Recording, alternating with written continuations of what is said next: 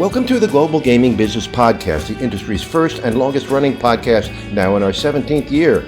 I'm Roger Gross, the publisher of GGB, and this week we sit down with Anthony Cabot, a distinguished fellow in gaming law at UNLV's William S. Boyd School of Law, on a program funded by Entain that will deliver online gaming law classes to people from around the world. This week's program is brought to you by Konami Gaming. Later in the show, we're talking about a Konami creation that keeps reaching more and more properties year after year. So stay tuned. Welcome to the Global Gaming Business Podcast. Our guest today is Tony Cabot, the distinguished fellow at the Boyd Law School and UNLV. That's the correct title, right, Tony? That is correct. Okay, great. I always wonder what a distinguished fellow is. I tried to get it from Feldman, and he gave me a different answer. So, but congratulations on getting that role. It's a great role to have. So you've been a pretty distinguished attorney for the last 30 years or so. I think you're one of the top attorneys in the business for sure. So what does it feel like to be able to shape the next generation of gaming attorneys? Well, it's actually quite a lot of fun because one of the great advantages of being at UNLV, and particularly at the law school, is that we have the Masters of Law program. Sure. Brings in people from all over the world. Right. So now I get the opportunity not only to deal with a lot of young students, but also a lot of people who have experience in gaming law and regulation in countries throughout the world. So sure. It's been a real a treat to do that. Yeah, and also to have those, a lot of these people who are interested in gaming law are coming from new jurisdictions where it's not a really established department really. So have you been able to really kind of shape what they think about gaming law? Well, I hope so. One of the great things about the program is these people will come in from these various jurisdictions. They all have different types of government and different systems. Sure, right. Yeah. We try to figure out ways that, the best practices that are arising in gaming law and regulation can be adapted for their jurisdiction. And they're going back and, a lot of them have some, relatively significant positions in government. Sure. So I'm hoping that they're going to be applying a lot of the things they learned at the law school there. Yeah, no question about that. So you recently announced that you got a program that's sponsored by Entain. Entain is, of course, the British company, used to be called GVC. They have a bunch of big brands under their umbrella, including BetMGM. They're a partner in that in the United States. Give us a little background on what you're going to do with that program. Sure. So, Entain came and they were interested in helping us sponsor an executive education program. And one of the things that we found, we always have a booth at G2E, is that people come around and say, I don't have time to go back to law school and become a lawyer, but gaming law is really important to what I do, right? They could be compliance officers or internal audit officers or regulators. Sure. We're going to have a program that's going to be for non-lawyers. And we said, well, we've always wanted to do that, and Entain made it possible.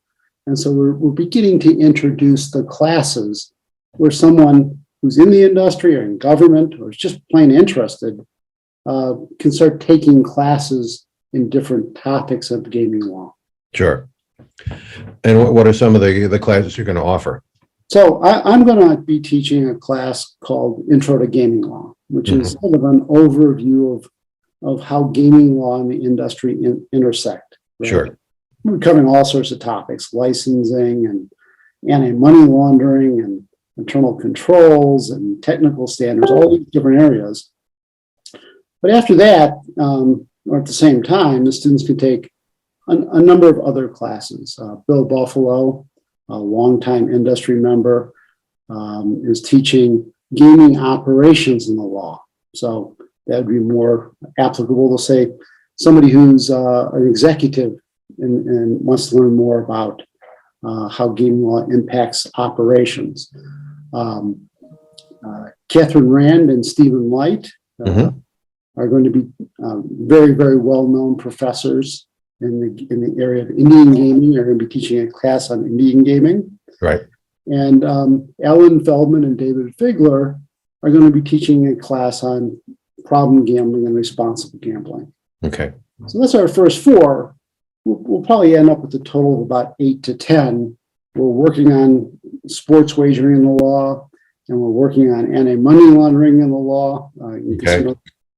So we're going to be adding on as we go along, but those are our initial 4 class offerings. Okay. And possibly something on esports, I would imagine. Yeah, I certainly think that esports is going to come. Whether it's not going to be in probably the next 4, but after that, I think Sure. we're going to have the opportunity to take a look at esports. Okay. And this will all be online, I'm assuming. Yeah, it's all online. About 80% of it is pre-taped, right? Yeah. Okay. There are lessons that they go through at their own pace, along with the materials to read and quizzes and things of that nature. And then about 20% of it will be online, but it'll be live, so it'll be interaction with the students. Great. You and I have a mentor in common, Bob Fest. You worked with him at the long lamented departed Lionel Sawyer Collins. What a great law firm that was, and of course he was involved in the Boyd Law School also toward the end of his career.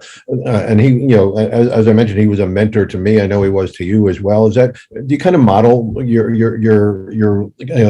teaching style after Bob?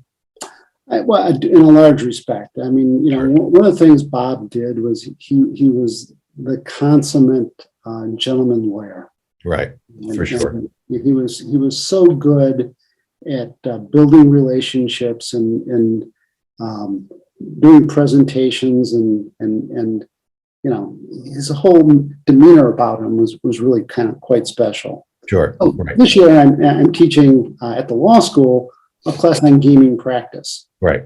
And I try to instill in the students that it's not an adversarial process. It really is the ability to work in common with the regulators to reach a position that mutually benefits both the regulators and the client.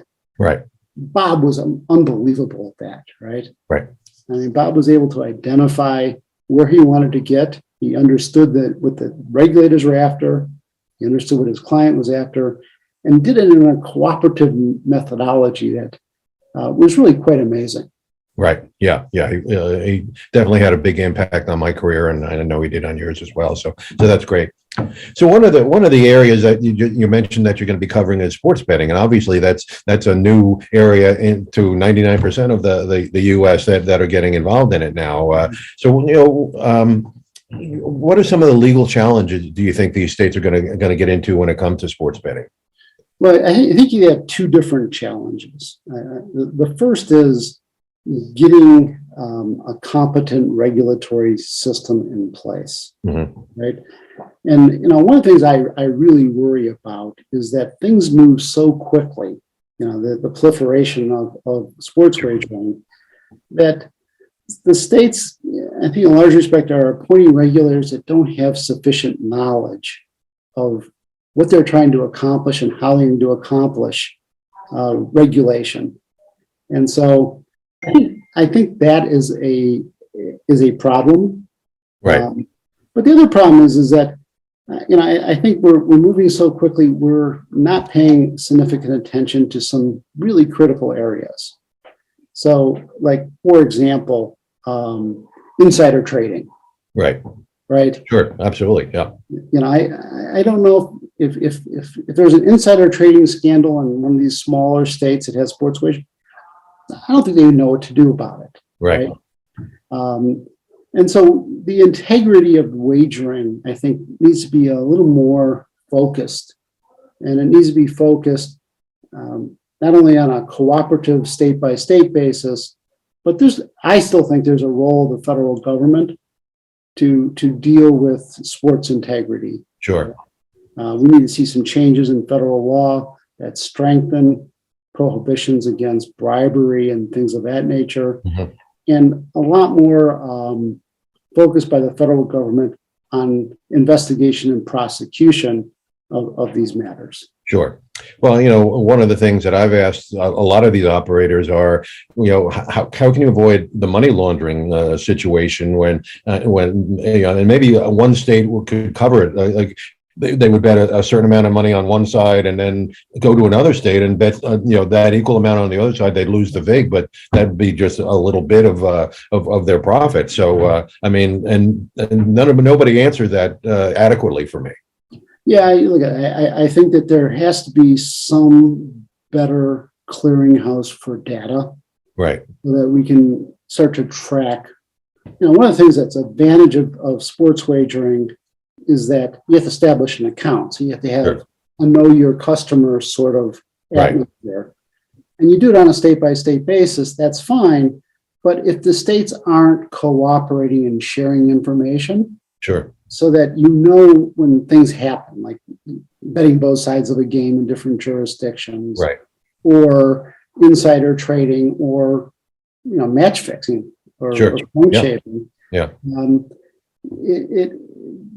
This is a great example of where state by state it has some holes in it if it's not properly filled. Yeah, no question about that.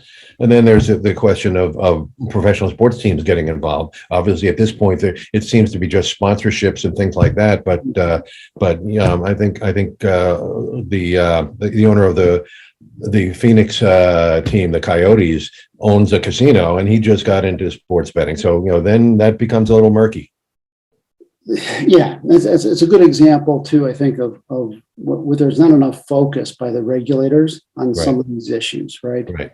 And I think that having a sports team owner also owning the sports book is an inherent conflict of interest. Yeah, for sure. Yeah. And if a scandal arises out of it, which we knock on wood, we hope it doesn't. Right. It could have some serious implications for both industries. Sure, right? No question about that. Yeah. And so, I think we have to give more thought to these sorts of matters, not only on a state by state basis, but on a broader basis, so that we have some consistencies in how we approach them from a national perspective. Sure. And then, this kind of leads us into discussion of responsible gaming or safer gaming, as they're calling it now. Do these new companies to the industry understand their responsibilities to their customers when it comes to responsible gaming? Look, I think some do and some don't. Mm-hmm. And that's where I think the problem is, right? Yeah. You see some of the larger companies who are implementing some pretty innovative programs with regard to responsible gambling. And I applaud them for that, right? Sure. In a place like Nevada, where you have literally hundreds of casinos, right, and thousands of smaller locations that have slot machines, mm-hmm. You're not getting the industry breadth that you really need to address this issue. Mm-hmm. And it's always concerned me that, we're going to have some great shining examples. Right. We're going to have a lot of examples of people doing nothing. Right. Yeah. Or worse, encouraging bad behavior. Sure. Right? Sure. Right. So, I've always tried to think about how we can change that, right? How we can improve the way that all of the providers are handling their customers. And so far, we really haven't done a great job. Yeah. No question. So, so one of the things I was thinking of is some type of programs, not much different than like LEED does for certification for buildings that meet certain environmental aspects, right? Mm-hmm. Where you can have some kind of certification of programs so that people who are in the industry can use it as a marketing tool to say, look, we have the gold standard or the platinum standard for responsible gambling. Right. And try to, raise all the boats by having these standards start to go into place and become common. Sure. It's almost like minimum internal control standards, I guess, Yeah, exactly. Right. But I really want to look to the industry to say, hey, we're going to figure out innovative programs that we think are going to help accomplish these goals. Right. And hopefully we can study them make sure they have some scientific backing to them. And if they do, then these can become standard for the entire industry. Sure. Yeah. No question. Konami's award-winning Synchros is the casino management system of choice for some of the industry's most innovative operators. Many have chosen Synchros in recent years. Operators like Rivers Casino in Pennsylvania and New York, Desert Diamond Casino in Arizona, Golden Entertainment, 10 casinos across the U.S., Carnival Corporation and Norwegian Cruise Lines, Las Vegas' newest strip mega resort, Resorts World Las Vegas, and it was selected by the nation's largest casino on the West Coast with over 6,500 slot machines and an amazing new resort hotel. To start speaking with the Konami team about Synchros and why so many casinos are choosing it, visit konamigaming.com/connect. So you wrote an article for us in our January issue on responsible gaming in Nevada, and for a state that depends so heavily on gaming revenue, you said it was a big problem for state regulators. What has the response been so far to that article? Well, it's interesting. I've actually gotten some response. I haven't heard of anybody from Nevada specifically, but I've heard from regulators in other states who've come back and said, hey, this is worth talking about. Mm-hmm. We have some standards that we put into place. I mean, one regulator mentioned the fact that they do have the ability for players to self-exclude. Right. But they're not getting any calls. Right. Yeah. Players aren't doing it. Yeah. Right. And they said, we think there's a need for a different approach. Mm-hmm. And they like the idea of having some carrots instead of going back to the old method where you punish people for not meeting minimum standards. Sure. Right. And so, I think we're going to have further discussions with some other jurisdictions on how they might try to fashion some type of program for certification of programs. Well, also, you mentioned the lack of support in terms of monetary support for programs in Nevada. I've interviewed Carol O'Hare many times, and she's such a nice lady. She doesn't come out and complain about it, but she mentions that it's a very, very difficult problem. They don't have enough money to address a lot of these issues. Yeah, she might not complain, but I will. Because I think that the state is awful with regard to funding, right? Yeah. I mean, they give a funding amount, I think it's about $1.5 million per year. Right. In an industry that's generating $12 billion a year. Mm-hmm. And the problem you have is that with that little of money set aside, you go, well, where's the greatest need? Well, the greatest need is treatment, right? Right. And so we try to get the majority of that money into treatment, right? Right. And that's fine. But we don't even understand the scale of the problem because we haven't done a prevalence test forever. Right. We don't, we don't know where the needs exactly are, the communities that need these services. We don't have we have outreach, but maybe not as much as we should, right? Mm-hmm. We need to get to the people who need the services. Right. We can't do that because we have so little money set aside for doing everything. And I've tried along with others, it wasn't me alone, I've tried to increase the amount of funding over the last, I think 6 years, 3 sessions, right, basically to no avail. Right. And so wasn't it even decreased a few years ago? Well, they actually unfortunately, when the state ran into budgetary problems because of the pandemic, right, they cut the budget in half. Right. Yeah. Right.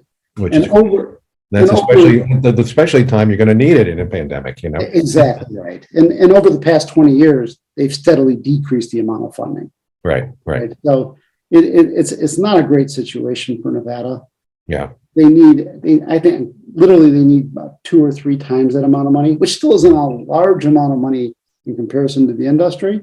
Right. But it'll actually allow them to do a comprehensive approach towards problem gambling. Right. Responsible gambling is a little bit different, right? Yeah, sure. Right. And I think they should have money for responsible gambling to help fund some of the programs that the casinos might want to implement. Right. But I think you have to have a dual approach. Yeah, no question. So speaking of regulators, over the past 3 or 4 years, we've had 4 different chairmen and chairwomen of the casino of the Gambling Control Board. This is kind of unprecedented. They usually serve for 4 years at a time and get replaced, but over the past 3 years, there's been 4 chairmen. Is this just a matter of circumstances that things fell the wrong way, or is there some other issues here? No, I don't know for sure, but Yeah. my sense is that they just happen to fall that way. Yeah. Right. Every time you have a change of administration, there tends to be a change in both the chairmanship of the board and commission. Right. So I think that had a little bit to do with it.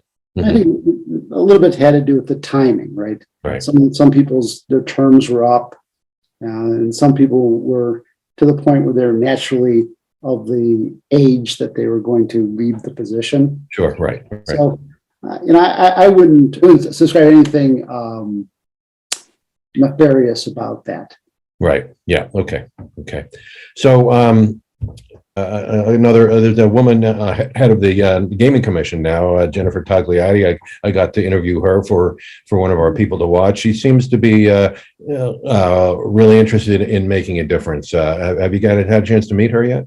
I have not, and I look forward to it. I've heard great things, but I think that Nevada is in a kind of unique situation, right? In the sense that we've had gaming since 1931. Right. We've had, I think, elevated regulation, since the 1960s, and more so after the 1980s. The system works pretty well, and I think there's things that need to be done to it. Mm-hmm. It's not very dramatic. Right. Sure. Right. I think we're doing a pretty good job. Yeah. I do think, for example, that one of the problems Nevada has is that because it has such a long history, it sort of adds on, right? The regulations get bigger and bigger and complicated, and it becomes a technocrat sort of nightmare, right? There's fundamentally nothing wrong with the way it works. It's just way too complicated, right? And so, if I had any suggestion for regulators, it would be, at some point, we really need to go in, reorganize, get rid of all the dead weight, and make the regulations more accessible and transparent to the people who work in the industry. Yeah, sure. So I think that's, if I had to make any suggestion to Nevada, that's what it would be. Okay, great. So what are some of the issues coming up in gaming law that are still kind of on the cutting edge that still might change the industry, not just in Nevada, but across the country? Across the world. I mean, the situation in Macau and Asia, I think, is really very interesting. Yeah. Because as much as they're disconnected, they're still connected, right? And if you look at the baccarat numbers in Nevada, they're tied to Asian play. Sure. And the industry, particularly with the IRs, integrated resorts, they do compete against each other, right? Yeah. And the issue that I'm looking at right now, I think is kind of interesting, is all the controversy with the gaming promoters, i.e., the junket reps. Right. They've impacted significantly industries in Australia. Sure. Yeah. Saipan and Macau. Sure. And they certainly have an impact on the Philippines and Vietnam and other places. It's that intersection's interesting because it brings into play a lot of really significant issues, not only anti-money laundering, currency evasion, export controls, organized crime. Yeah, sure. And they all sort of fit together. So I think that's an interesting area to take a look at in the future. Sure. Well, you have to be careful of that as well. I mean, look what's happening in Australia with all the investigations into the money laundering and know your customer routines. I mean, it's really troubling, and I think it's a lesson we should learn in this country. The same way we should learn the lesson of the over advertising of sports betting that Europe has already seen. That now we're getting into it. Yeah, right. In the sports wagering, I really worry about sports integrity. Yeah. And I think we've been a little bit isolated or insulated from a lot of the problems that they have in places like Europe and Asia. Right. Because the majority of what people here are betting on are NFL, NBA, right. Sure. Major League Baseball, hockey. Those have far less potential for influence. Right. But as we expand, and we're starting to increase the number and a variety of wagers that are available. Sure. I mean, we're going right down into the weeds where, the European and Asian bookmakers have been. And when you start betting on some of these minor sports, minor leagues. Right. Where the players aren't making millions of dollars a year, and they'll go for a good payday if they can get it. And that's exactly the point, right? Right. Yeah. And we have to be careful because, if a betting scandal comes up, it really doesn't make a difference if it's a minor league. Exactly. Right. It really doesn't make it if it's a minor sport. Mm-hmm. If it's being done at a major U.S. bookmaker. Right. Yeah. Right. No question. And so I think we have to really start paying a lot more attention as the industry starts to broaden the scope of its offerings. Yeah, absolutely. Well, Tony, thanks for taking the time to join us. It's great to see you. How can people learn more about the program with Entain? Sure. Yeah, all you have to do is go into the UNLV Boyd School of Law website, right? And you'll see some links for the gaming law program, and from there you can get very easily to the executive development program. Okay, great. Well, good luck with that, and we'll get back in touch with you, after that's well underway, and find out what new classes you're adding and things like that as well. Sounds great. Thank you, Roger. Thanks for the time. Hope you enjoyed this week's podcast with thanks again to Konami Gaming. Head to konamigaming.com/connect to start speaking with your Konami's top Synchros representative about your 2022 technology goals. To learn more about gaming law and what it could mean for your casino, visit ggbmagazine.com. To get all the news of the gaming industry delivered to your desktop every Monday morning, sign up at ggbnews.com and use the coupon code GGB180 for a free subscription. Don't miss a single episode of the podcast. Subscribe on Apple Podcasts or Spotify today. So we'll see you next time on the GGB Podcast.